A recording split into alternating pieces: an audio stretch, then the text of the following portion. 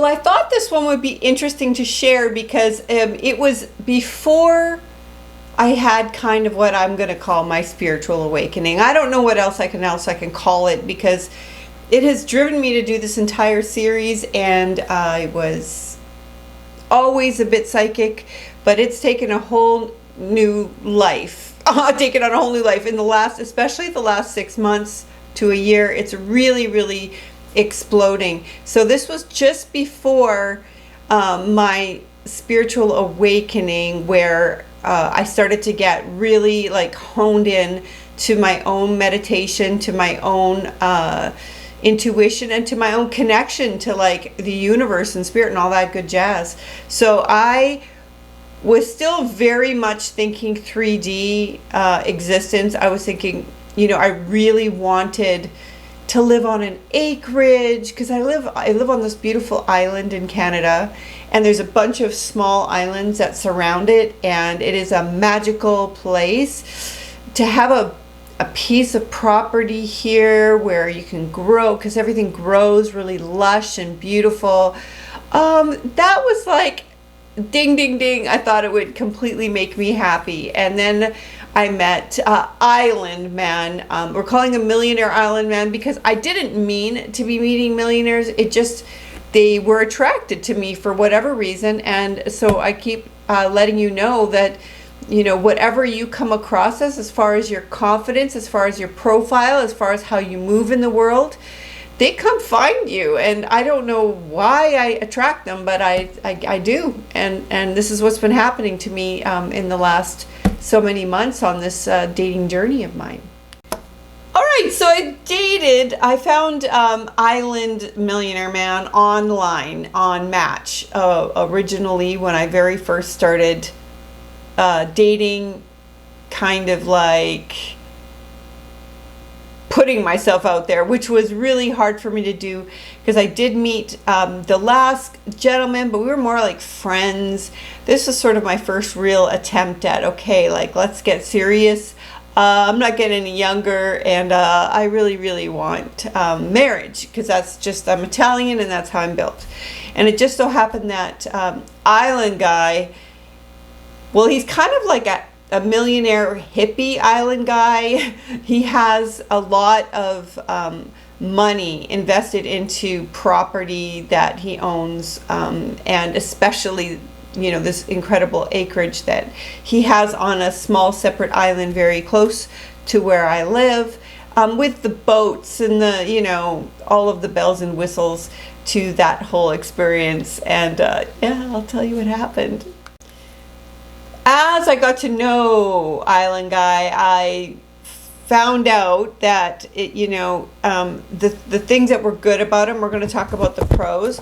I found out that he's like, when he's away from business mode, he's super fun and relaxed, and hippie style, and was just, you know, super, super knowledgeable and interesting, and kind of like a fun, free-flowing kind of personality type, which to me was a yes. And at the time, we're going to give him a yes for the pros, for the establishment. Like I could see myself living on this acreage. I mean, planting seeds for the garden, and, you know, the boat and that lifestyle. I could see myself. So before my awakening, I put that as a check mark.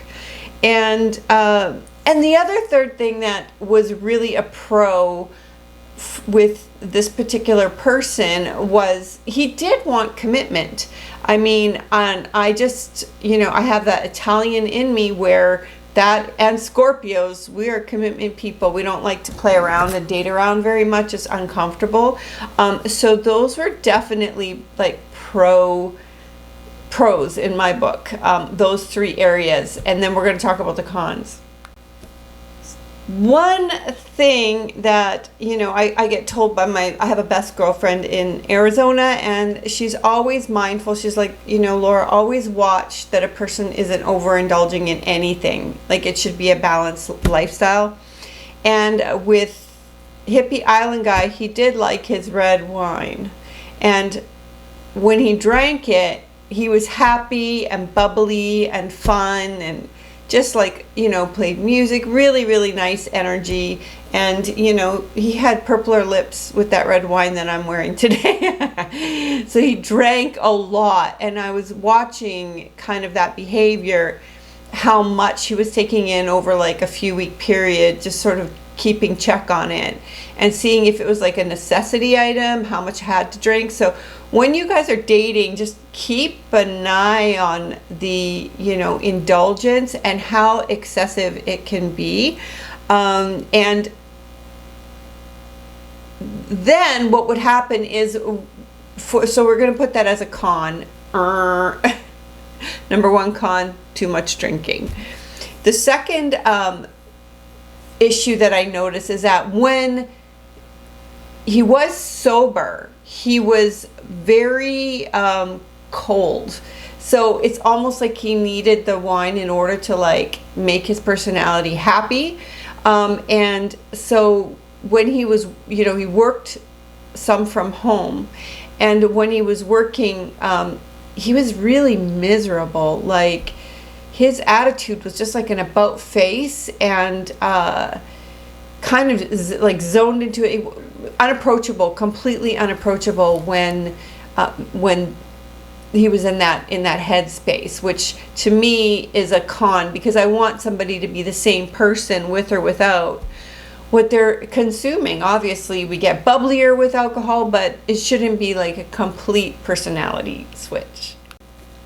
So those are so far we've got drank too much, moody, grumpy, but I also want to add to the moody, grumpy as a third con for me is when a person's intake of the 3D world is over excessive, like they have to watch, you know, 4 sessions of news back to back, and consistently, you know, indulging in all of the possible negative things happening around the world, and that's the primary focus of discussion, or the primary conversation per day is what hellfire happened in the day. To me, that is like another major con, because I am a positive person. I tend to lean myself away from ingesting negative things. That's even before my spiritual awakening. I've just always been like that. I don't like that you know, kind of persona. And this is just an aside, but you know, his first love was an Italian girl, looked very similar to me, I think. And it kind of creeped me out that I kind of felt like I was her replacement, and that was also odd. And so for me, that moodiness, the overindulging in alcohol, and the negative Nelly thing were all red flags, aside from his super fun nature when he has a couple drinks, and also wants commitment, which is not that easy to find when you are in my age category. A lot of men just choose to be single if they've had bad luck with past relationships. And like the lifestyle, the acreage, the boats, the travel, and all of the things, all the trappings I saw at the time as a pro. So between those things, you weigh things out to see, okay, well, what are deal breakers? What can I manage to live with? What can I live without?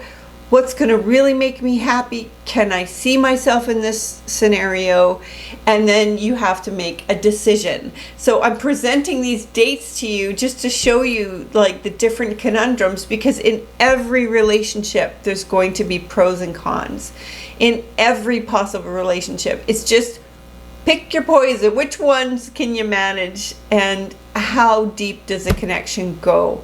So I wanted to bring these videos to you. These are not real long videos because I don't want to like I don't overly want to bash anybody, but I do think it's important to talk about how we weigh our decision making out, and that's why I'm presenting you with these dates, in hopes that maybe some of this resonates with you, or maybe it's something you can look out for in the future as you're deciding what you want for your soulmate and as we're looking for love.